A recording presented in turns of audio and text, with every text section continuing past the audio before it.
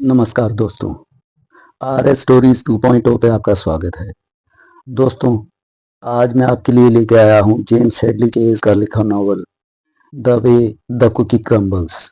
दोस्तों, मेरा गला थोड़ा ठीक नहीं है, इसीलिए हो सकता है मैं अलग अलग कैरेक्टर्स के लिए अपना वॉइस मेकअप नहीं दे पाऊँ, लेकिन फिर भी मैं कोशिश करूँगा। और दोस्तों, आपसे एक प्रार्थना है कि अगर आप लोगों को हमारा काम पसंद आ रहा है तो प्लीज़ चैनल को सब्सक्राइब कीजिए और अपने दोस्तों इत्यादि में ज़्यादा से ज़्यादा शेयर कीजिए। तो चलिए दोस्तों, शुरू करते हैं the way the cookie crumbles. Writer James Hadley Chase. अध्याय 1। दीवार घड़ी की सुइयां रात के 3:50 पे खड़ी थी। तभी सार्जेंट बीगलर की मेज पे रखे टेलीफोन की घंटी अचानक चीख उठी। 30 के दशक के आखिरी पड़ाव पर खड़े मजबूत कदकाठी और झाइयों वाले चेहरे वाले बीगलर ने एक तिरछी नजर घड़ी पे डाली, फिर अपना भारी और बालों वाला हाथ बढ़ाकर रिसीवर झपट लिया। बीगलर बोल रहा हूँ, कहो, उसने सपाट लहजे में कहा। दूसरी तरफ डेस्क सार्जेंट था। हैरी ब्राउनिंग लाइन पे हैं, वे तुमसे बात करना चाहते हैं बीगलर। ऐसा लग रहा है जैसे वे गुस्से में फट पड़ेंगे। बीगलर की त्योरियां चढ़ गई। हैरी ब्राउनिंग पैराडाइज सिटी के सबसे मशहूर ला कोकविल रेस्टोरेंट के मालिक थे। शहर के मेयर और पुलिस प्रमुख कैप्टन टेरेल से उनकी गहरी दोस्ती थी। बीगलर की नजरों में ब्राउनिंग की यही एक पहचान उन्हें खास बनाने के लिए काफी थी। बीगलर ने सिगरेट की तरफ हाथ बढ़ाते हुए कहा, ठीक है चार्ली, लाइन जोड़ो। उसने अपनी मेज पर रखे सिगरेट के खाली पैकेट को हताशा से देखा। आधे घंटे पहले ही उसने कॉफी का आखिरी घूंट लिया था। बीगलर की दो ही कमजोरियां थी, बेहिसाब कॉफी और बेतहाशा सिगरेट।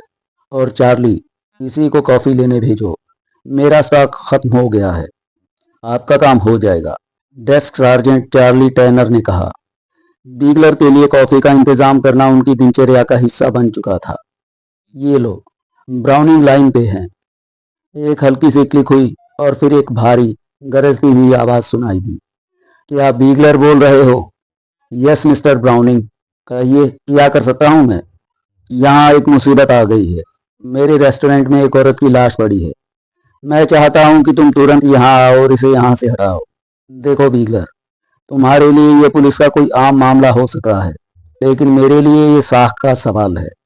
मुझे कोई शोर शराबा या पब्लिसिटी नहीं चाहिए। मेरा मतलब साफ है, अगर प्रेस को इसकी भनक भी लगी तो मैं सबकी खाल उधेड़ दूंगा। और जब मैं ये कहता हूँ तो मुझे परवाह नहीं कि सामने कौन है। क्या मेरी बात तुम्हारे दिमाग में घुस रही है? उधर बीगलर सीधा होकर बैठ गया। उस बड़े और मंद रोशनी वाले कमरे की उमस जैसे वह भूल ही गया। घबराइए नहीं मिस्टर ब्राउनिंग, बेफिक्र रहिए, मैं फौरन निकल रहा हूँ। मैं तभी बेफिक्र होऊंगा जब यह मामला सफाई से दब जाए। बीगलर, तुम इसे संभाल लो, तो फिर ना मुझे कोई चिंता होगी और ना ही तुम्हें। और ब्राउनिंग ने फोन पटक दिया। बीगलर ने चिढ़कर अपना चेहरा बनाया और फिर डेस्क सार्जेंट को आवाज दी। चार्ली, क्या नीचे कोई रिपोर्टर है? सिर्फ हैमिल्टन, दसन वाला। आधा नशे में धुत सो रहा है। क्यों, क्या बात है? अभी कुछ साफ नहीं है, पर मामला बड़ा है। सुनो, मैं बाहर जा रहा हूँ।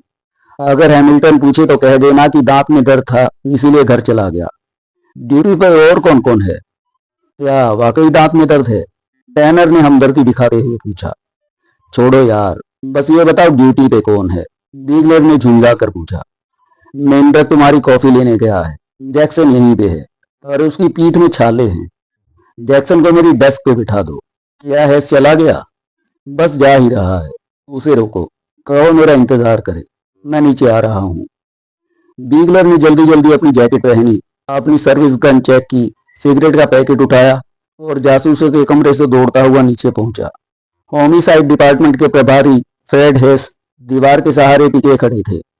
उनके गोल चेहरे पे थकान और चिड़चिड़ापन साफ दिख रहा था। बस 2 मिनट और होते तो मैं इस नर्क से आजाद हो जाता, हेस ने बिगलर को देखते हुए कड़वाहट भरे स्वर में कहा। चलो, रास्ते में बताता हूँ। बिगलर सीढ़ियां उतरकर पुलिस की गाड़ी की ओर बढ़ा। इंजन स्टार्ट होते ही हैस भी बगल वाली सीट पे धंस गया। ला कोक्विल में एक औरत मर गई है। ब्राउनिंग फोन पे पागल हो रहा है। बिगलर ने गाड़ी की रफ्तार सुनसान मेन स्ट्रीट पे बढ़ा दी। हैस ने एक ठंडी आंख भरी। क्या ये मर्डर है? उसने कुछ नहीं बताया और मैंने पूछने की जहमत नहीं उठाई। मौके पे पहुंच के ही पता चलेगा। ब्राउनिंग वैसे भी सवालों के जवाब देने के मूड में नहीं था। बिल्कुल है ससा। उस जगह की जैसी साख है, वे नहीं चाहेंगे कि कोई मरा हुआ मिले। जो, क्या तुम कभी उस रेस्टोरेंट के अंदर गए हो? मेरी इस चवन्नी छाप तनख्वाह पे? मजाक अच्छा है। बीगलर ने गाड़ी समुद्र के किनारे की सड़क की तरफ मोड़ दी। सड़कें खाली थी, सन्नाटा पसरा था। फ्रेड, हमें संभल कर चलना होगा। ब्राउनिंग का इस शहर में बहुत रसूख है। अगर ये हत्या है तो उसका रसूख धरे का धरा रह जाएगा। ये शहर की सबसे बड़ी खबर होगी। हाँ, पर पहले ये देखना होगा कि हुआ क्या है। इस मामले को मुझे लीड करने देना। ब्राउनिंग के संबंध बहुत ऊपर तक हैं। ठीक है भाई, जैसा तुम चाहो। मुझे पता है कि कब अपनी जुबान बंद रखनी है। ला कोकविल रेस्टोरेंट शहर के सबसे पॉश इलाके के आखिरी छोर पे था। आलीशान बगीचे, मखमली घास और ताड़ के पेड़ों के बीच ये जगह किसी जन्नत जैसी लगती थी। रात के 2:30 रेस्टोरेंट बंद हो चुका था। लॉबी में सिर्फ एक झूमर की मध्यम रोशनी थी, जिससे वहां मौजूद सामान की लंबी परछाइयां लाल कालीन पर किसी साए की तरह पड़ रही थी। होटल का मैनेजर लुई उनका इंतजार कर रहा था।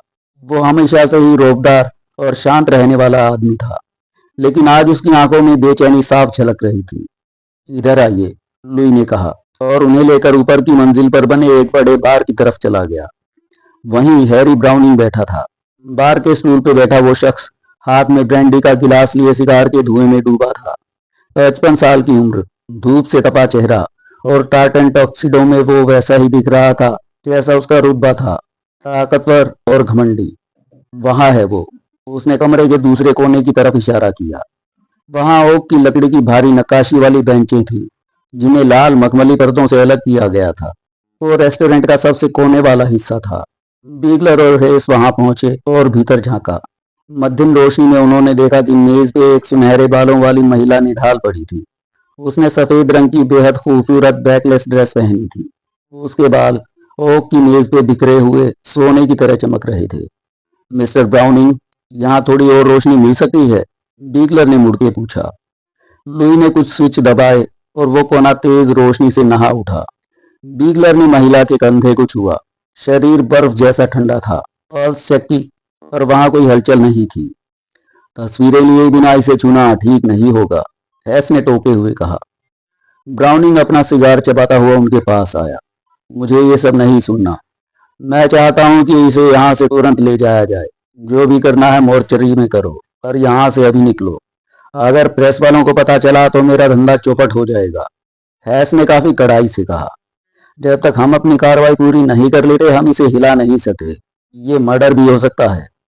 ब्राउनिंग की आंखें गुस्से से जल उठी। तुम कौन हो? बीगलर ने माहौल बिगड़ते देखा तो बात संभाली। मिस्टर ब्राउनिंग, ये हत्या विभाग के प्रभारी हैं। कानूनन हमें जांच करनी ही होगी। ये आत्महत्या है, ब्राउनिंग चिल्लाया। फर्श पे इंजेक्शन पड़ा है और उसका चेहरा नीला पड़ गया है। कोई भी बेवकूफ बता देगा कि ये हेरोइन का ओवरडोज है। अब इसे यहां से निकालो। बीगलर ने नीचे देखा। कालीन पे एक खाली सिरिंज पड़ी थी। उसने धीरे से महिला का चेहरा ऊपर उठाया। नीला पड़ता चेहरा और पथराई हुई आंखें देखकर बीगलर को सिरहन महसूस हुई। मिस्टर ब्राउनिंग, ये फिर भी हत्या का मामला हो सकता है, बीगलर ने धीरे से कहा। जब से वो आई है उसके पास कोई नहीं गया। अब बहस बंद करो और फौरन इसे ले जाओ, ब्राउनिंग ने आपा खोते हुए कहा। बीगलर ने जवाब दिया। जब तक आत्महत्या साबित ना हो जाए, हम इसे हत्या मानकर ही चलेंगे। मैं मजबूर हूं मिस्टर ब्राउनिंग, ब्राउनिंग ने दांत पीसते हुए कहा। मुझे अड़ंगा डालने वाले पुलिस वाले बिल्कुल पसंद नहीं हैं। लुई, कैप्टन टेरल को फोन लगाओ। जैसे ही लुई फोन की तरफ बढ़ा, बीगलर ने पूछा, क्या मैं भी फोन का इस्तेमाल कर सकता हूं? टेरल से बात होने से पहले तुम कुछ नहीं छुओगे। ब्राउनिंग गरजते हुए बार की तरफ बढ़ा। बीगलर और हैस ने एक दूसरे को देखा। हैस मुस्कुराया। वो जानता था कि अब बीगलर की गर्दन फंसने वाली है। हैस ने मेज पे पड़े महिला के बैग को उठाया और उसे खंगाला। उसमें से एक लिफाफा निकला। जो, इसे देखो, ये हमारे लिए ही है। लिफाफे पे लिखा था, पुलिस विभाग। बीगलर ने सावधानी से उसे खोला। अंदर एक कागज था जिस पे लिखा था, बेहतर होगा कि तुम 247 सीयू बुलेवार्ड जाओ। उसे यही मिलना चाहिए था और मैंने वही किया। अब मैं भी जा रही हूँ। Muriel Marsh Devon. चाबी चटाई के नीचे है। बीगलर टेरल लाइन पे हैं। ब्राउनिंग ने आवाज लगाई। बीगलर बाहर की तरफ बढ़ा और फोन लिया। Yes chief. क्या चल रहा है जो? टेरल की आवाज आई। बीगलर ने शॉर्ट में पूरी बात बताई और वो नोट पढ़कर सुनाया। चीफ, ऐसा लग रहा है जैसे उसने किसी का कत्ल किया और फिर आत्महत्या कर ली। ब्राउनिंग चाहते हैं कि हम लाश अभी हटा दें, पर यह कायदे के खिलाफ होगा। फोन पे सन्नाटा छा गया। फिर टेरल बोले, जो हैस को वहीं लाश के पास छोड़ो। तुम फौरन उस एड्रेस सीवी बुलेवार्ड पे जाओ।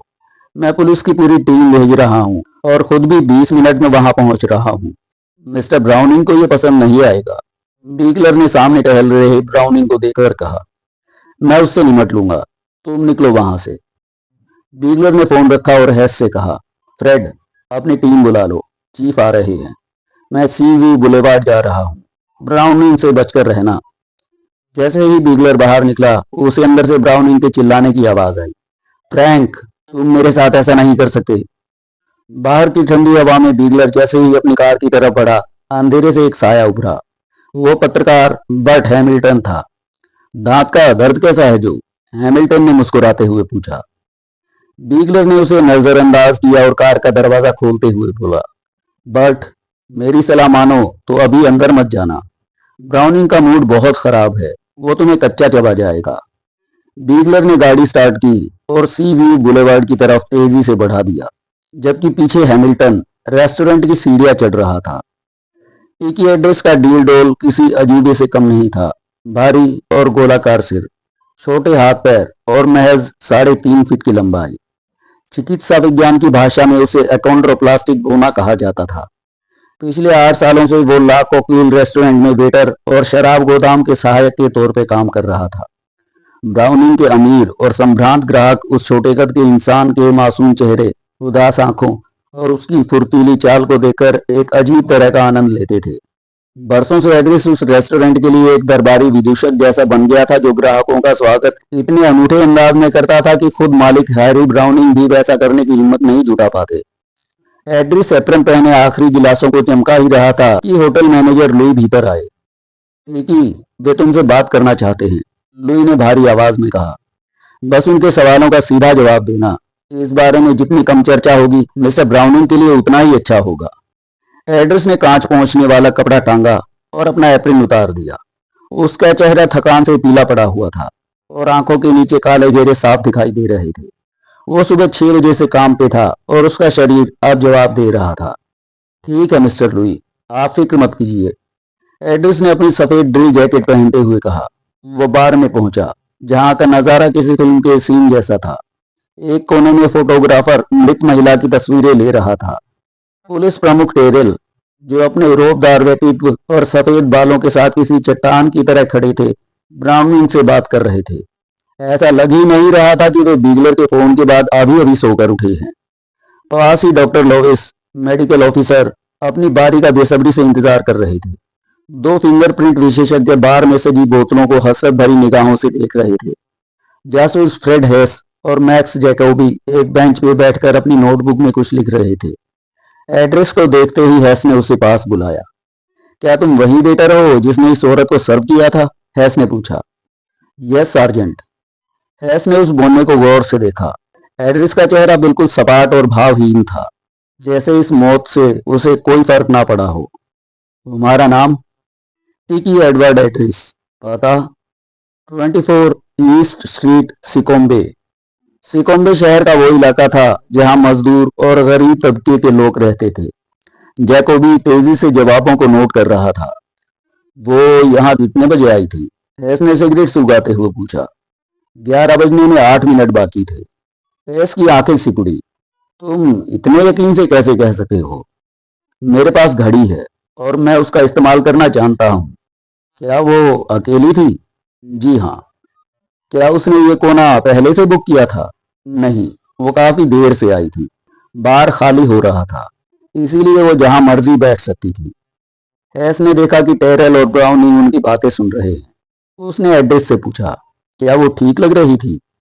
एड्रेस ने एक पल के लिए ब्राउनिंग की तरफ देखा, जिसकी टोरियां चढ़ी हुई थी डर के मारे उसने झूठ बोल दिया। जी वो बिल्कुल ठीक लग रही थी। अंदर आकर उसने क्या किया? वो बेंच पर जाकर बैठ गई। मैंने पूछा कि क्या वो किसी का इंतजार कर रही है, तो उसने मना कर दिया। उसने विस्की ऑर्डर की और उसे एक ही बार में गटक गई। फिर क्या हुआ? मुझे रेस्टोरेंट के अंदर जाना पड़ा। जब मैं लौटा तो उसने पर्दा गिरा दिया था। बारटेंडर ने बताया कि वो अभी भी अकेली है। मुझे लगा कि उसे एकांत चाहिए, इसीलिए मैं उसके पास नहीं गया। 3.25 घंटे तक तुम उसके पास नहीं गए? जी, मैं बहुत बिजी था। सफाई और शराब के गोदाम में काफी काम था। ब्राउनी ने एक गहरी आह भरी और टेरल से कहा, मैं घर जा रहा हूँ फ्रैंक। ये सब मेरे बिजनेस के लिए जहर है। अपने आदमियों को यहाँ से जल्दी निकालो। टेरल ने सहमति में सिर हिलाया और ब्राउनिंग बाहर निकल गया। जैसे ही ब्राउनिंग गया, एड्रिस के चेहरे के भाव बदल गए। उसने धीरे से कहा, मिस्टर हेस, जब आपने पूछा कि क्या वो ठीक थी, तो मैंने झूठ बोला था। हेस भड़क गया। सुनो छोटे, मैं यहाँ खेल नहीं रहा हूँ। तुमने झूठ क्यों बोला? मिस्टर ब्राउनिंग सुन रहे थे।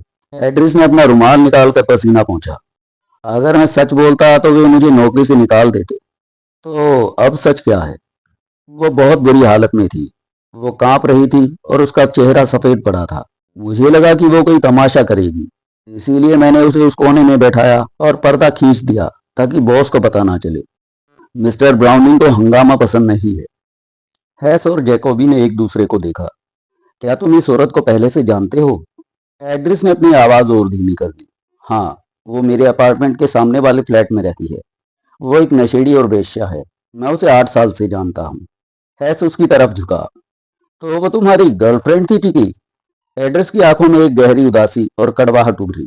मिस्टर हैस, क्या आपको सच में लगता है कि कोई भी लड़की मेरी प्रेमिका बनना पसंद करेगी?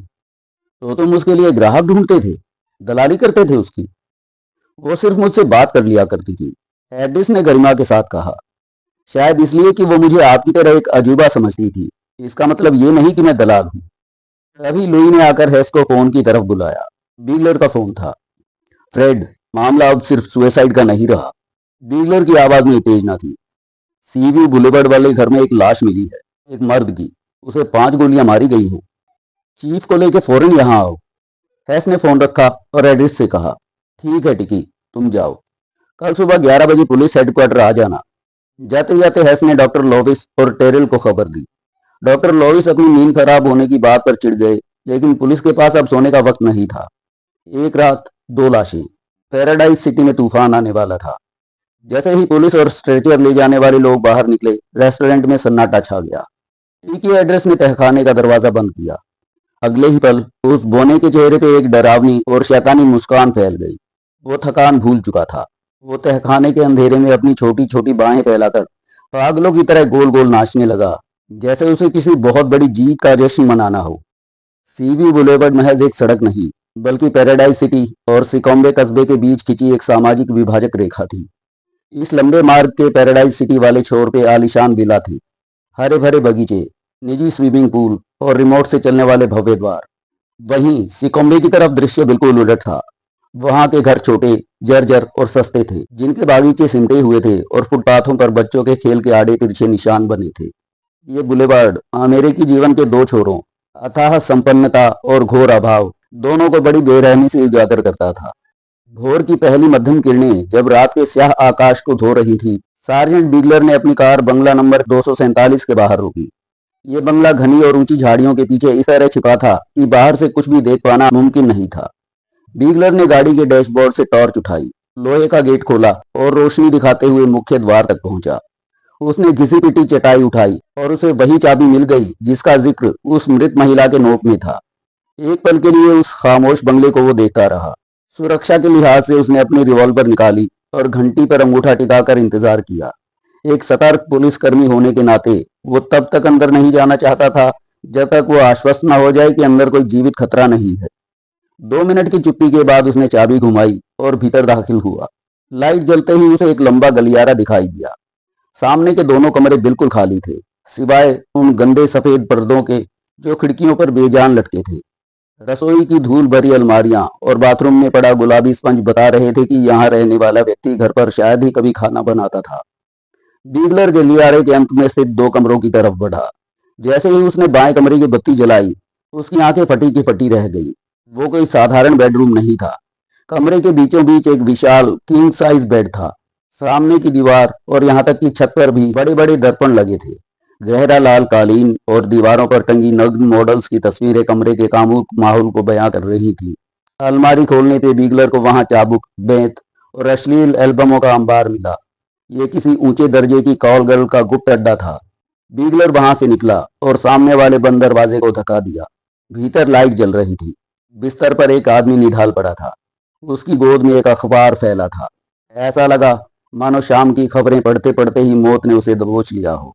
उसने नीले सफेद रंग का पायजामा पहना था, जिसकी जैकेट और मुठ्ठियां खून से सनी थी। बीगलर उसे गौर से देखने लगा। मृतक का शरीर गठीला था और कंधे किसी मुक्केबाज जैसे चौड़े। उसके सुर्ख लाल बाल और पतली मूछें उसे एक दबंग और आकर्षक व्यक्तित्व देती थी। वो उन बीच बॉयज जैसा था जो पैराडाइज सिटी के समुद्र तटों पर अपने पौरुष का प्रदर्शन करते फिरते हैं, जहां शरीर ही एकमात्र संपत्ति होती है और पैसा आसानी से नहीं आता। बीगलर ने वहीं से ला कोकिल रेस्टोरेंट में फोन लगाया। अभी बात खत्म ही हुई थी कि दरवाजे की घंटी बजी। जासूस टॉम लेप्स्की वहां पहुंच चुका था। Johnny Williams? लेप्स्की ने लाश को देखते ही पहचान लिया। आखिरकार उसे उसकी करनी का फल मिल ही गया। बीगलर ने हैरानी से पूछा, तुम इसे जानते हो? बिल्कुल, पैलेस होटल का मशहूर जिगोलो है, लेकिन ये इस जर्जर इलाके में क्या कर रहा था? तलाशी के दौरान बीगलर को विलियम्स का बटुआ मिला, जिसमें डाइनर क्लब कार्ड और एक चेकबुक थी। चेकबुक के मुताबिक विलियम्स के खाते में $3,756 जमा थे। लेप्स्की ने दूसरे कमरे का मुआयना करने के बाद घृणा से कहा, यह तो वेश्यावृत्ति का अड्डा है। आखिर वो औरत थी कौन? म्यूरियल मार्श डेवॉन, बीगलर ने जवाब दिया। उसने रेस्टोरेंट में खुदकुशी कर ली और नोट में कबूल किया है कि उसने इस खूबसूरत जिगोलो को मार डाला है। उसने बिस्तर के नीचे से एक .38 कैलिबर की ऑटोमेटिक पिस्टल बरामद की। मामला बिल्कुल साफ है। शायद अब मुझे 1-2 घंटे की नींद नसीब हो जाए। कुछ ही देर में डॉक्टर लोविस भी वहां पहुंच गए। दो लाशों की रिपोर्ट तैयार करने के बोझ से वे काफी चिड़चिड़े थे। बीगलर और लेप्स्की बाहर बगीचे में आकर सिगरेट सुलगाने लगे। अजीब बात है कि किसी ने गोलियों की आवाज नहीं सुनी, लेप्स्की ने कहा। सिकोम्बे का यह हिस्सा बहुत ही अलग थलग है, बीगलर ने धुआं छोड़ते हुए कहा। यहाँ लोग दूसरों के मामले में टांग नहीं अड़ाते। वैसे भी पुलिस में मेरे 10 साल के करियर में यहाँ से कभी कोई शिकायत नहीं आई। तभी पुलिस प्रमुख टेरेल अपनी कार से वहां पहुंचे। डॉक्टर लोविस ने उन्हें रिपोर्ट दी। करीब रात के 10 बजे इसे 5 गोलियां मारी गई। निशाना अचूक था। उसने बिस्तर के नीचे से ही गोलियां दागी थी। मैं 11 बजे तक पूरी रिपोर्ट दे दूंगा। टेरेल ने धीमी आवाज में सिर हिलाकर सहमति दी। करना ही पड़ेगा डॉक्टर। खैर, अब आप जाइए और अपनी नींद पूरी करने की कोशिश कीजिए। जैसे ही डॉक्टर लोविस अपनी कार लेकर अंधेरे में ओझल हुए, बर्ट हैमिल्टन बंगले के भीतर से बाहर निकला। वो लगातार अपने फोन पे आज की ताजा खबर टाइप करने में मशगूल था। चीफ, इस मामले में तो सबूतों का अंबार लगा है, उसने टेरेल की तरफ देखते हुए कहा। पर क्या आपको कोई अंदाजा है कि उस औरत ने इसे गोली क्यों मारी? आखिर मकसद क्या था? वही तो मुझे पता लगाना है बर्ट, टेरेल ने अपनी कार का दरवाजा खोलते हुए सपाट लहजे में कहा। फिर मिलते हैं। रिपोर्टर के अगले सवाल का इंतजार किए बिना टेरेल मुड़ा और दोबारा बंगले के भीतर चला गया। हॉल में बीगलर और हेस आपस में तफ्तीश को लेकर चर्चा कर रहे थे। सब नियंत्रण में है सर, हेस ने टेरेल को देखते ही कहा। सब कुछ बहुत साफ सुथरा और सुलझा हुआ लग रहा है। दिखने में तो ऐसा ही है, टेरेल ने अपनी आंखों में एक चमक के साथ जवाब दिया। पर हम इसे इतनी आसानी से बंद नहीं करेंगे। तुम दोनों अभी ईस्ट स्ट्रीट निकलो और उस औरत के घर की तलाशी लो। सबसे पहले ये पुख्ता करो कि सुसाइड नोट की लिखावट उसी की है। मामला सीधा लग रहा है, पर हमें हर पहलू को जांचना होगा। उस बोने से दोबारा बात करो, वो काफी कुछ जानता है। शायद वही बता पाए कि विलियम्स और उस औरत के बीच क्या खिचड़ी पक रही थी। मुझे सुबह 10 बजे तक हर हाल में रिपोर्ट चाहिए, इसीलिए अब फुर्ती दिखाओ। हैस ने एक लंबी और थकी हुई आह भरी, जिसे उसने टेरेल के सामने दबाने की नाकाम कोशिश की। यस चीफ, समझ गया। टेरेल अब उस कमरे की ओर बढ़ा जहां जॉनी विलियम्स की लाश पड़ी थी। लेप्स की दीवार के सहारे सुस्ती से खड़ा था और फिंगरप्रिंट विशेषज्ञों से बात कर रहा था, जो अपना सामान समेट रहे थे। टेरेल ने उसे आदेश दिया, टॉम, मैं चाहता हूं कि तुम इस पूरे बुलेवर्ड की छानबीन करो। पता लगाओ कि क्या किसी ने गोलियों की आवाज सुनी थी, और मुझे जॉनी विलियम्स की पूरी कुंडली चाहिए। चीफ, क्या आप चाहते हैं कि मैं अभी शुरू करूं? लेप्स्की ने कलाई घड़ी की तरफ इशारा करते हुए कहा, अभी तो सुबह के 6 ही बजे हैं। क्या लोगों को नींद से जगाना ठीक होगा? टेरल के चेहरे पे एक हल्की मुस्कान आई। उन्हें आधा घंटा और दे दो। सिकोम्बे के इस हिस्से में लोग जल्दी जाग जाते हैं। तभी बाहर एक गाड़ी के रुकने की आवाज आई। लो, एम्बुलेंस भी आ गई। अब तुम लोग इसे संभालो। फिर वो फिंगरप्रिंट विशेषज्ञों की तरफ मुड़ा। कुछ काम का मिला? तस्वीरों का ढेर है सर, उनमें से एक ने जवाब दिया। लगता है महीनों से इस कमरे की सफाई नहीं हुई। ज्यादातर तस्वीरें तो इन्हीं दोनों की हैं, पर कुछ बाहरी लोग भी नजर आ रहे हैं। हम उन सब की गहराई से जांच करेंगे। टेरल ने संतोष से सिर हिलाया। जैसे ही 2 वार्ड बॉय स्ट्रेचर लेकर भीतर आए, टेरल बाहर निकल गया। उसने उन्हें शव का पता बताया, अपनी कार स्टार्ट की और तेजी से पुलिस मुख्यालय की तरफ बढ़ गया। अब असली खेल शुरू होने वाला था। अध्याय 2। कैप्टन टेरल और उनके साथियों के ला कोकविल रेस्टोरेंट से सी व्यू बुलेवर्ड की ओर रवाना होते ही टीकी एड्रेस ने अपनी वर्दी उतारी और हल्के भूरे रंग का अल्पाका कोट पहन लिया। वो तेजी से डिस्टिलरी रूम के दरवाजे तक गया। उसे हल्का सा खोलकर बाहर का जायजा लिया। होटल मैनेजर लुई और जासूस जैकोबी सीढ़ियों के पास किसी गंभीर चर्चा में मशगूल थे। मिस्टर लुई, अब मैं घर के लिए निकल रहा हूँ, एड्रेस ने अपनी बारीक आवाज में कहा। क्या अब मेरी कोई जरूरत है? लुई ने जैकोबी से बात करते हुए बिना एड्रेस की तरफ देखे ही लापरवाही से हाथ हिलाकर उसे जाने का इशारा कर दिया। एड्रेस फुर्ती से वापस मुड़ा और स्टाफ के गुप्त निकास द्वार से बाहर निकल गया। सीढ़ियां उतरकर वो उस पार्किंग के क्षेत्र में पहुंचा जहां स्टाफ की गाड़ियां खड़ी होती थी। वो आधा दौड़ता और आधा उछलता हुआ उन 2 कारों की तरफ बढ़ा जो वहां अकेली खड़ी थी। एक कूपर मिनी और दूसरी कन्वर्टिबल ओपन छत वाली आलीशान बुइक रोड मास्टर। बुइक के स्टेयरिंग व्हील पर एक मजबूत कंधों वाला शख्स बैठा सिगरेट के धुएं उड़ा रहा था। उसने भूरे रंग की हैट और बेहतरीन फिटिंग वाला सूट पहन रखा था। उसकी बेदाग सफेद कमीज और महंगी टाई उसके रसूखदार होने का इशारा कर रही थी। सुनहरे बालों और धूप से तपे चेहरे वाला ये व्यक्ति करीब 38 साल का था। उसकी ठुड्डी पे एक गहरा निशान था जो उसके व्यक्तित्व को और भी आकर्षक बनाता था। ऐसा आकर्षण जिससे महिलाएं अक्सर प्रभावित हो जाती थी। पहली नजर में उसे देखकर कोई भी धोखा खा सकता था कि वो कोई सफल अधिकारी, बड़ा बैंकर या उभरता हुआ राजनेता है। लेकिन फिल अलगीर इनमें से कुछ भी नहीं था। वह एक शातिर जालसाज था जिसने अपनी जिंदगी के 14 साल जेल की सलाखों के पीछे बिताए थे। न्यूयॉर्क में गिरफ्तारी का वारंट जारी होते ही वो फ्लोरिडा भाग आया था। पैसों की तंगी और दोबारा पकड़े जाने के डर ने उसे पैराडाइज सिटी की गुमनामी में रहने पर मजबूर कर दिया था। अपने इस मोहक मुखौटे के पीछे अलगीर बेहद क्रूर और हिंसक था।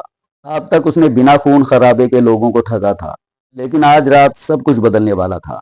अगर ये प्लानिंग जिसे उसने और उस बोने ने मिलकर बनाया था नाकाम रही तो उसे 14 साल की सजा नहीं बल्कि गैस चैम्बर में मौत मिलेगी।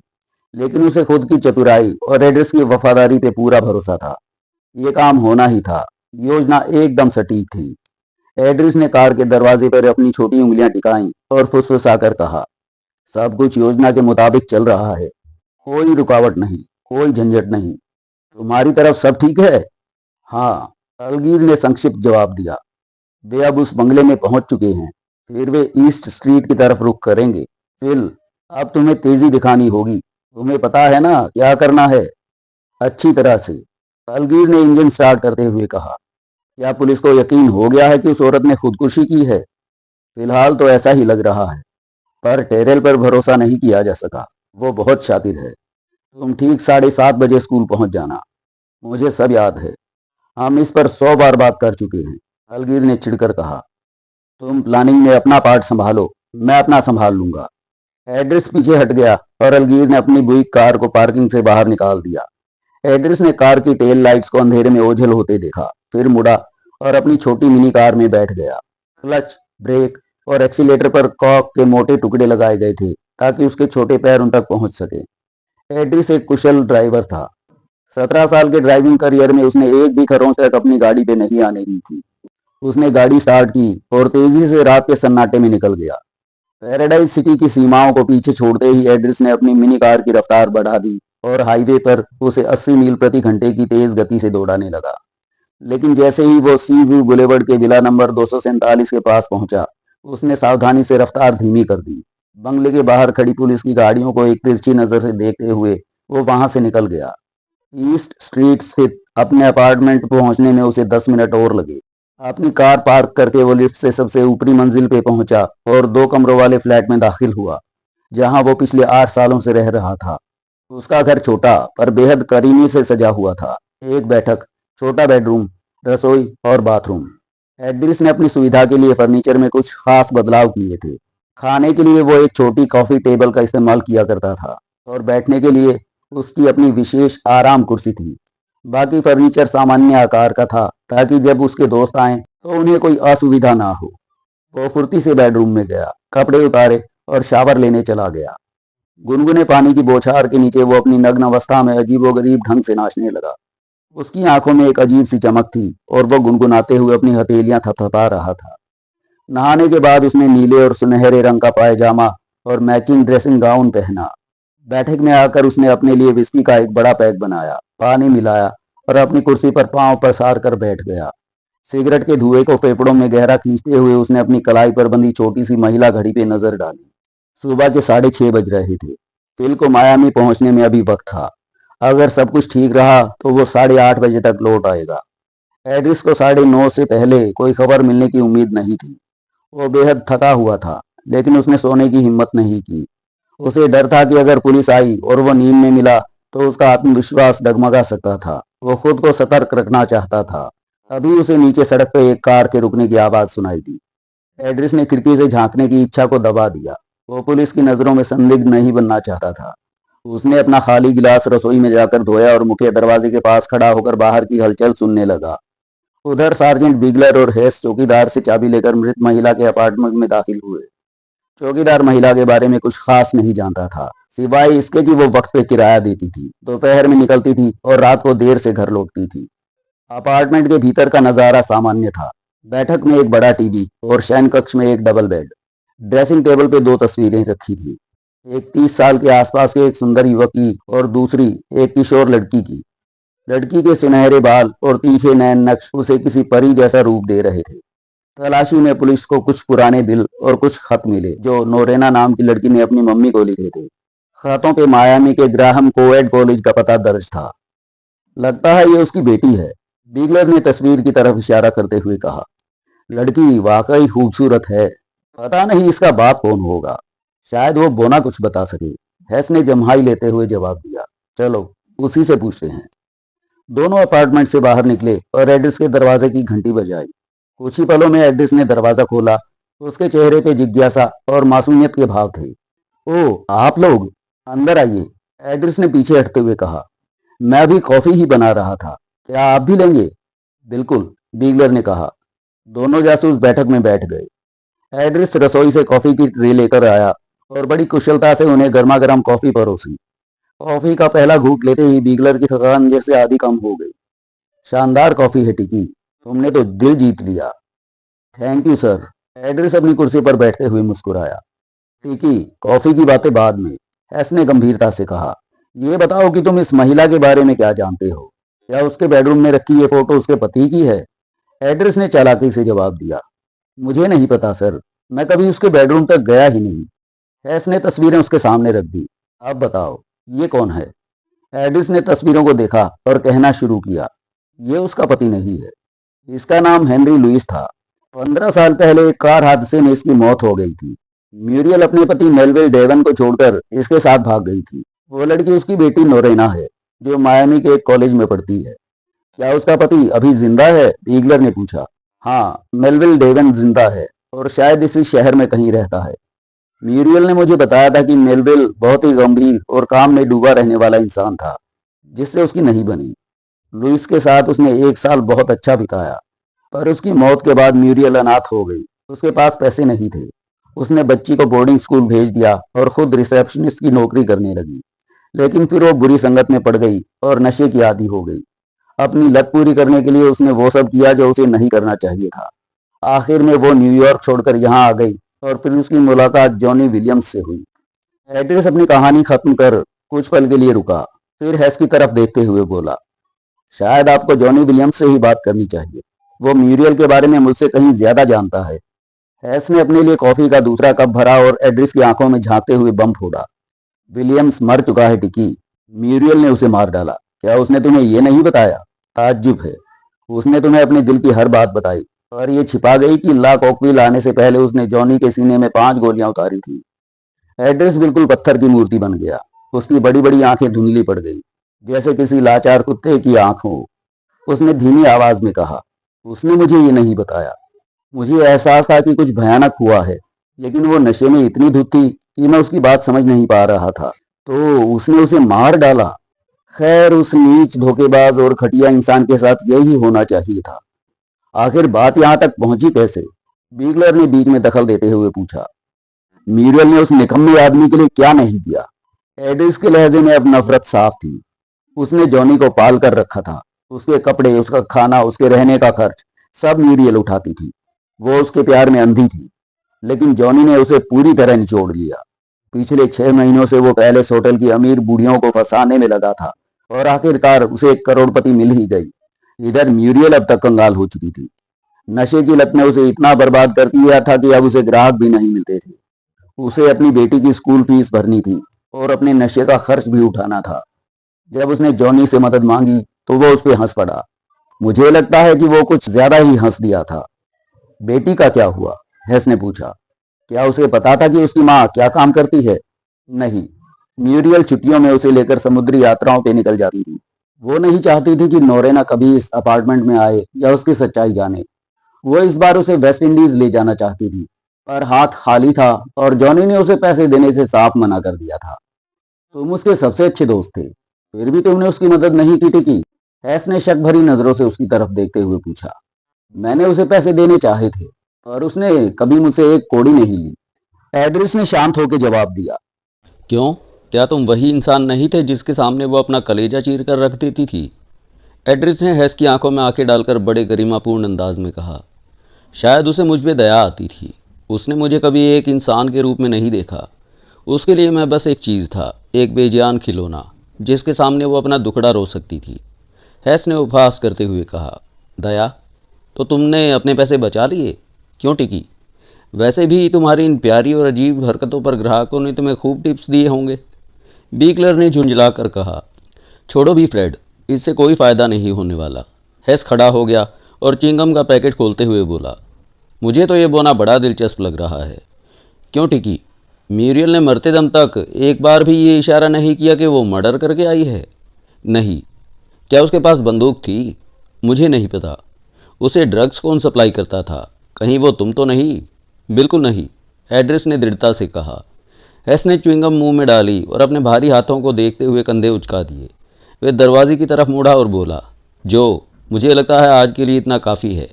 क्या तुम्हें कुछ और पूछना है? नहीं। बीगलर भी उठ खड़ा हुआ। दरवाजे पे पहुंचकर बीगलर ने शिष्टाचार दिखाते हुए कहा, कॉफ़ी के लिए शुक्रिया। पर हैस ने जाते जाते एड्रेस पे तंज कसा, अपनी नाक साफ रखना, नन्हे बच्चे, गड़बड़ मत करना। दोनों जासूस बाहर निकल गए और दरवाज़ा बंद कर दिया। जासूसों के जाने के बाद एड्रिस कई मिनट तक अपनी कुर्सी पर पत्थर की तरह बुत बना बैठा रहा। उसका चेहरा गुस्से से तमतमा रहा था और नसों में खून उबल रहा था। उसकी आंखें प्रतिशोध की आग में चमक रही थी। वो अपनी मुट्ठियाँ भींचे हुए था और उसकी छोटी उंगलियां कुर्सी के हत्थों को इस तरह खरोंच रही थी मानो वो उन जासूसों की खाल उधेड़ लेना चाहता हो। हेस के तंज उसके कानों में अब भी गूंज रहे थे। जैसे ही उसकी घड़ी की सुइयों ने 7:15 का इशारा किया, उसका गुस्सा अचानक गायब हो गया और उसकी जगह एक बर्फीली चालाकी ने ले ली। वो उठा और टेलीफोन की तरफ बढ़ा। एक गहरी फूंक के साथ सिगरेट सुलगाई और नंबर डायल किया। दूसरी तरफ से एक महिला की आवाज़ आई, कहिए, मैं ग्राहम कोएड स्कूल से बोल रही हूँ।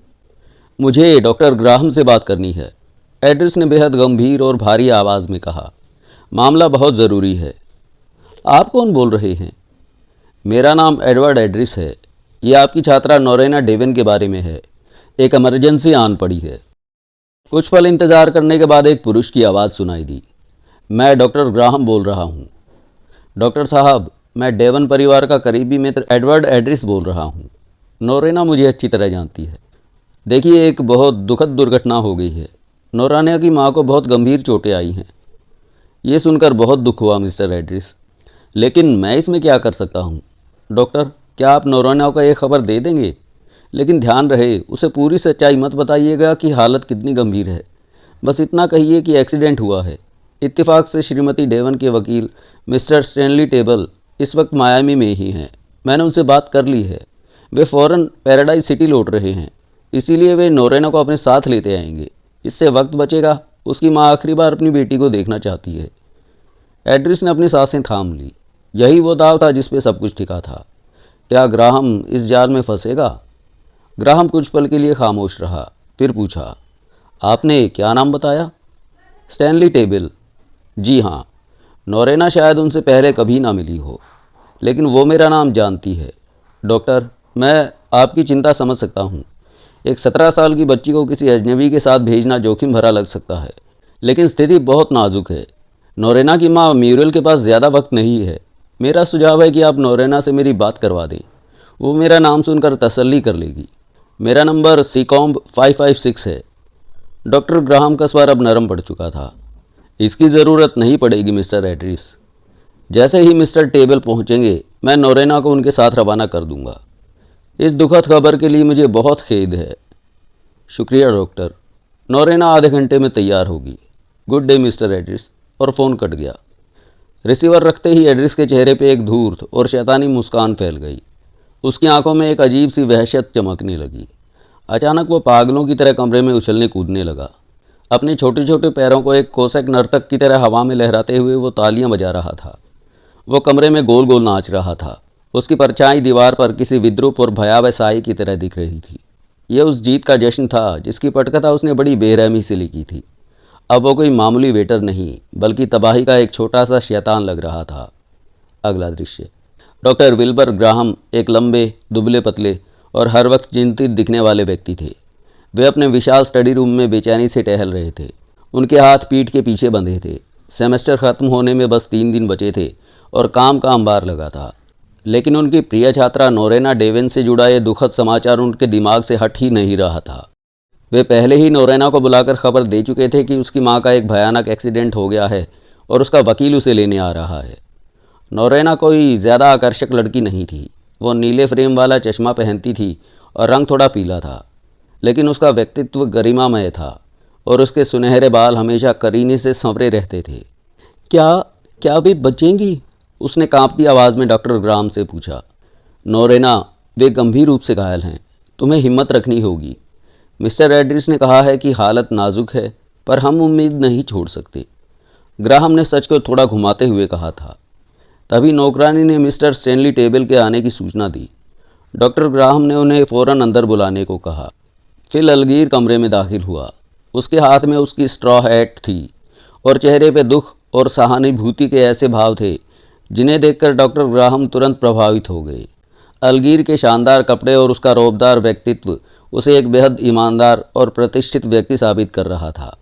डॉक्टर, मुझे खेद है कि मुझे इस तरह अचानक आना पड़ा, अलगीर ने अपनी दमदार और भारी आवाज़ में कहा। उसके चेहरे पे एक गंभीर मुस्कान थी। मैं जानता हूँ कि ये सेमेस्टर का आखिरी वक्त चल रहा है और आप बिज़ी होंगे, लेकिन आप तो जानते ही हैं कि ये एक इमरजेंसी है। जी हाँ, बिल्कुल। बैठिए मिस्टर टेबल, डॉक्टर ग्राहम ने कुर्सी की तरफ इशारा करते हुए कहा। श्रीमती डेवन अब कैसी हैं? अलगीर बैठ गया और धीरे से सिर हिलाया। हालत बहुत ख़राब है। क्या नोरेना को पता चल गया है? हाँ, वो सदमे में है। मैंने उसे पूरी सच्चाई नहीं बताई है। ठीक किया, पर हमें जल्दी करनी होगी। शायद हमारे पास बहुत कम वक्त है, अलगीर ने गंभीरता से कहा। तभी डॉक्टर ग्राहम ने डेस्क पे लगी घंटी बजाई। श्रीमती डेवन कौन से अस्पताल में भर्ती हैं? इस सवाल के लिए अलगीर पहले से तैयार था। उसने बेहद सहजता से कहा, सच पूछिए तो मुझे अभी अस्पताल का नाम नहीं पता। सब कुछ इतनी हड़बड़ी में हुआ कि एड्रेस मुझे बताना भूल गए। मेरा प्लान है कि पहले हम उनके घर जाएंगे, जहाँ से हमें सारी जानकारी मिल जाएगी। मैं आपको खबर देता रहूँगा। तभी नौकरानी आई। ग्राहम ने उसे नोरेना को तैयार रहने का संदेश देने को कहा। अलगीर अब खिड़की के पास जाकर खड़ा हो गया। वो ग्राहम के किसी भी शक या पेचीदा सवाल से बचना चाहता था। उसने बाहर मैदान की ओर देखते हुए कहा, डॉक्टर, आपका स्कूल वाकई बहुत शानदार है। मेरे पास अक्सर ऐसे क्लाइंट आते हैं जो अपनी बेटियों के लिए अच्छे स्कूल की तलाश में होते हैं। मैं उन्हें आपका स्कूल का नाम ज़रूर सुझाऊंगा। ग्राहम का चेहरा गर्व से खिल उठा। यह आपकी कृपा है मिस्टर टेबल। क्या आप स्कूल का प्रोस्पेक्टस लेना चाहेंगे? बिल्कुल, क्यों नहीं। डॉक्टर ग्राहम प्रोस्पेक्टस दिखाने में बिजी हो गए और अलगीर का दाव चल गया। ग्राहम का ध्यान अब नोरेना के केस से पूरी तरह हट चुका था। तभी दरवाजे पे दस्तक हुई। नोरेना भीतर आई। उसने ग्रे रंग की स्कर्ट, सफ़ेद शर्ट और छोटी काली टोपी पहनी थी। वो किसी गंभीर कॉलेज छात्रा जैसी लग रही थी जो अपनी दुनिया में खोई हो। ग्राहम ने देखा कि वो रो रही थी। उसके चश्मे के पीछे उसकी आंखें सूजी हुई और लाल थीं। अलगीर अपनी जगह से उठा और उसकी तरफ दोस्ताना हाथ बढ़ाया। नोरेना, हम पहले कभी नहीं मिले। मैं तुम्हारी माँ का वकील हूँ और उनके मामलों की देखरेख करता हूँ। वे अक्सर तुम्हारा जिक्र करती थी।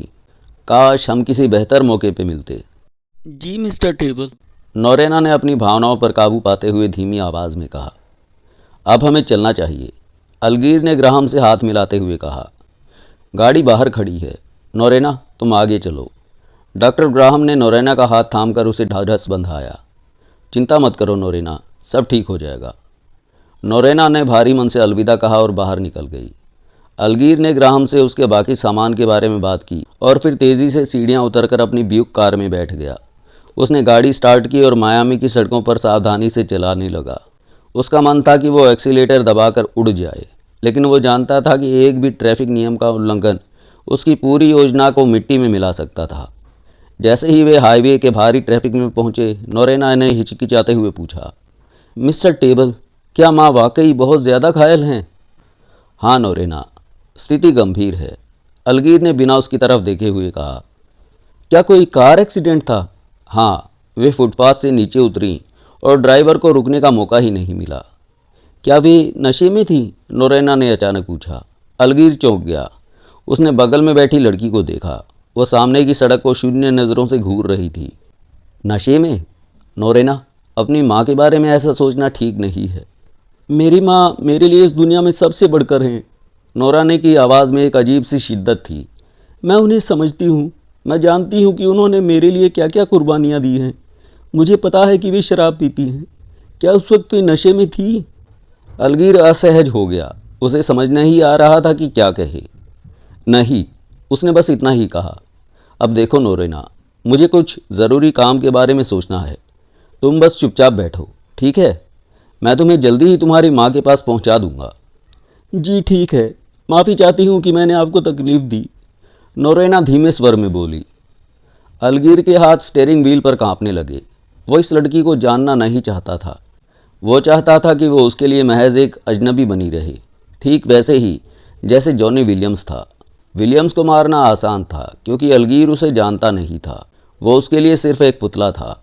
लेकिन ये लड़की बोल रही थी, अपनी भावनाएं व्यक्त कर रही थी। अगर उसने इससे मानसिक जुड़ाव महसूस कर लिया तो वो इसे कैसे मार पाएगा? नोरेना की बातों ने अलगीर के भीतर एक अनजाना डर पैदा कर दिया था। उसे अपने माथे पर ठंडी पसीने की बूंदें महसूस होने लगीं। अब वो मायामी की भीड़भाड़ से निकलकर हाईवे 4A के सुनसान रास्ते पे था। उसने अपनी कार की रफ्तार बढ़ा दी। अब कार किसी खौफनाक मंजिल की तरफ बढ़ रही थी। न्यूयॉर्क से रात भर की उड़ान भरने वाला विमान ठीक वक्त पे मायामी हवाई अड्डे पे उतरा। जब यात्री स्वागत कक्ष में जमा हुए तो दीवार घड़ी की सुइयां सुबह के 7:30 बजा रही थीं। उन यात्रियों के बीच 17 साल की एक लड़की सबका ध्यान खींच रही थी। दुबली पतली काया, लेकिन चेहरा ऐसा कि किसी परी की मासूमियत और किसी शिकारी की तेज़ी एक साथ झलकती हो। उसने गहरे हरे रंग की लेदर जैकेट, कसी हुई काली पैंट और गले में बेतरतीब ढंग से सफ़ेद स्कार्फ लपेटा हुआ था। उसके सुडौल शरीर और बेपरवाह चाल ने लॉबी में मौजूद लगभग हर पुरुष की गर्दन उसकी ओर मोड़ दी थी। वो आत्मविश्वास से भरी थी। उसके भरे हुए सुर्ख होठों के बीच एक सिगरेट लटक रही थी और नीली आंखों में एक ऐसी बर्फीली कठोरता थी जो घूरने वालों को चुनौती दे रही थी। जब कोई पुरुष उसे हसरत भरी नज़रों से देखता तो वो उसे इतने तिरस्कार और नफरत से घूरती कि उसे अपनी नज़रें झुकानी पड़ जाती। ये ईरा मार्श थी, म्यूरियल मार्श डेवॉन की सबसे छोटी बहन। ब्रुकलिन की उन तंग और खूंखार गलियों में पली बढ़ी जहाँ सिर्फ जिंदा रहना ही सबसे बड़ा धर्म था। उसकी बड़ी बहन म्यूरियल, जो उससे 22 साल बड़ी थी, ईरा के पैदा होने से पहले ही घर छोड़ के गायब हो चुकी थी। ईरा अपनी माँ की 11वीं संतान थी। उसका पारिवारिक इतिहास किसी त्रासदी से कम नहीं था। 4 भाई शराब पीकर गाड़ी चलाने के हादसे में मारे गए। 2 भाई डकैती के इल्ज़ाम में उम्र कैद काट रहे थे और म्यूरियल समेत 4 बहनें उस दलदल से निकलकर कहाँ गुम हो गई किसी को खबर नहीं थी। अगर टिकी एड्रेस नहीं मिलता तो ईरा को कभी पता भी नहीं चलता कि उसकी सबसे बड़ी बहन एक नशेड़ी और वेश्या बन चुकी है। वैसे उसे इस बात से कोई फ़र्क भी नहीं पड़ता था। उसके लिए भाई बहनों के कोई मायने नहीं थे, ठीक वैसे ही जैसे उसके शराबी और अय्याश बाप के कोई मायने नहीं थे, जिससे बचने के लिए उसे रात भर अपने कमरे का दरवाज़ा भीतर से बंद रखना पड़ता था। करीब 4 महीने पहले की बात है।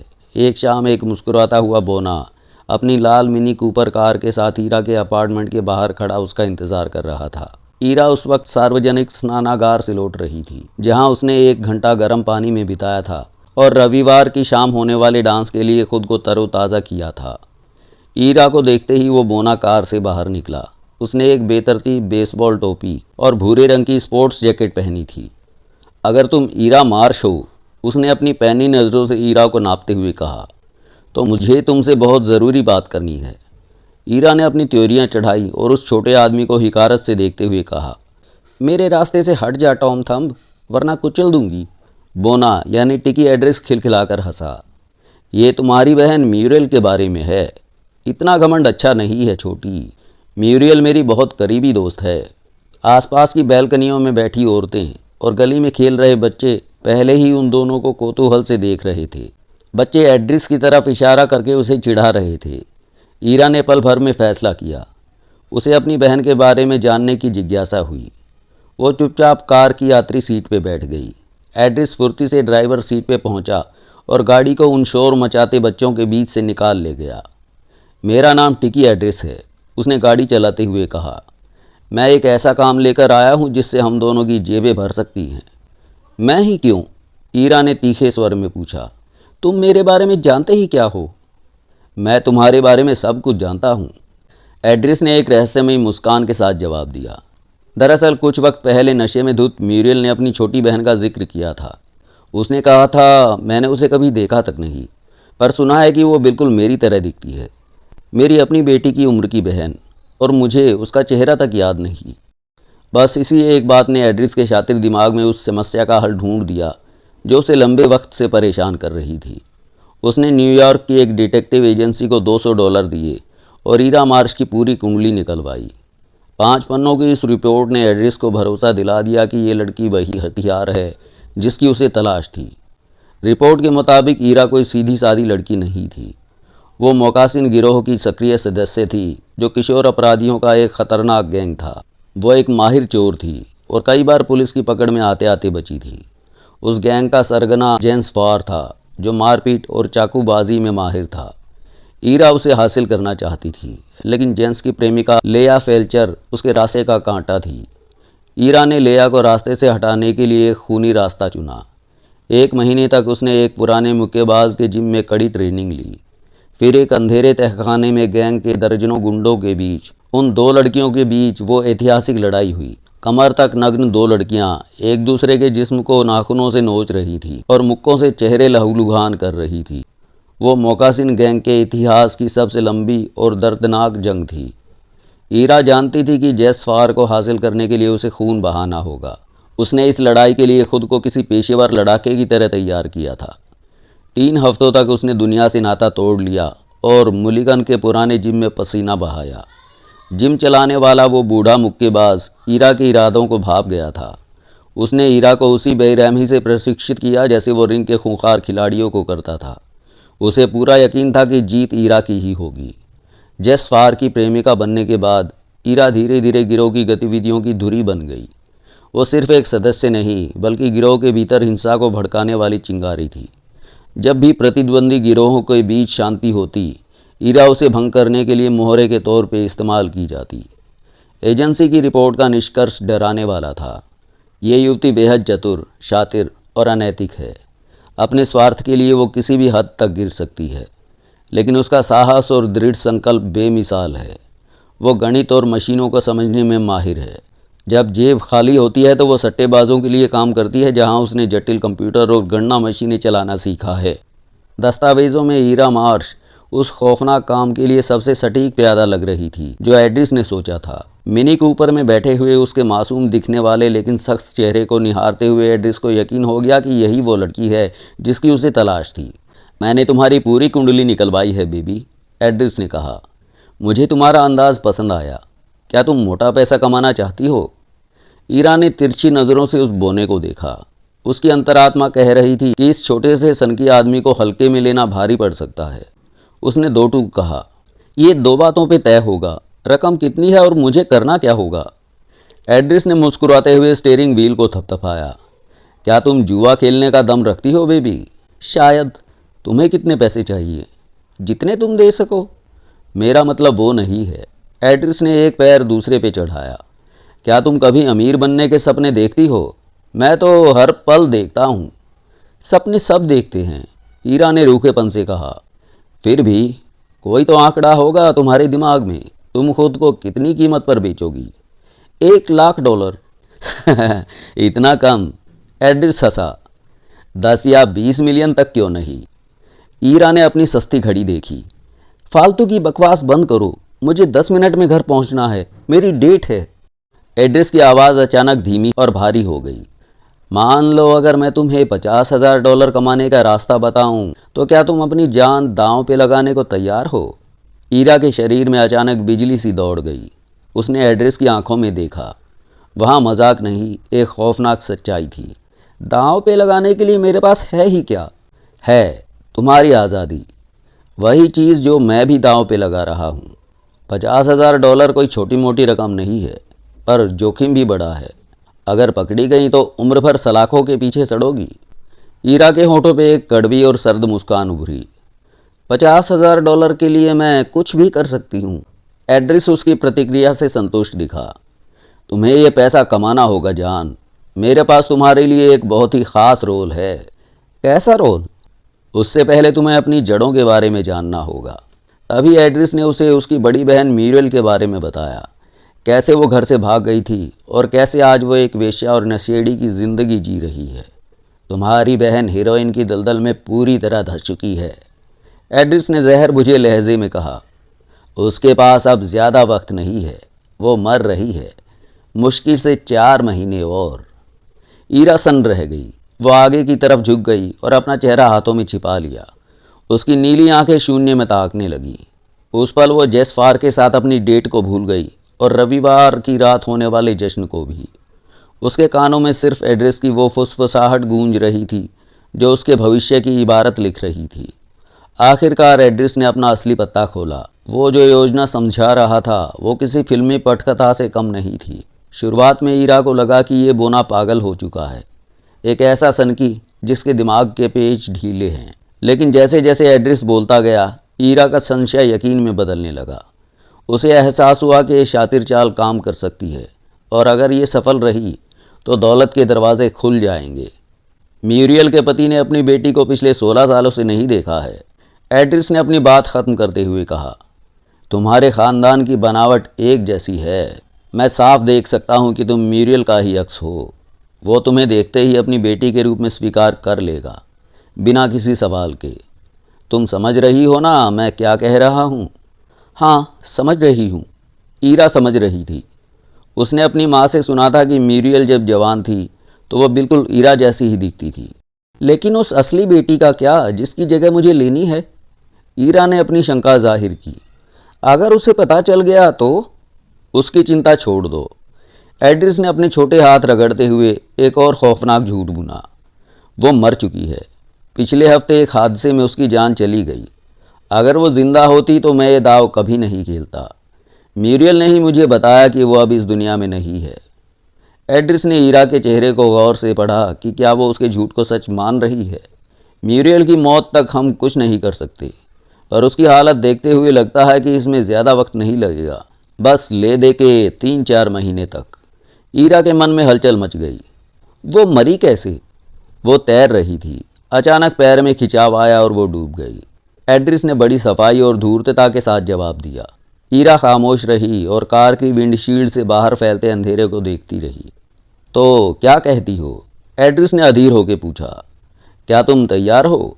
इसमें जोखिम बिल्कुल ना के बराबर है। मैं सोचूंगी। इस खेल में कूदने से पहले मुझे सब कुछ तोलना होगा। अगले रविवार इसी वक्त यहीं मिलना, मैं तुम्हें अपना फैसला बता दूंगी। मैं दोबारा न्यूयॉर्क नहीं आ सकता बेबी, एड्रेस ने अपना कार्ड उसकी तरफ बढ़ाते हुए कहा। यह मेरी छुट्टी का वक्त था। अब मुझे वापस अपने काम पे लौटना है। जब तुम फैसला कर लो तो मुझे बस एक टेलीग्राम भेज देना, हाँ या ना।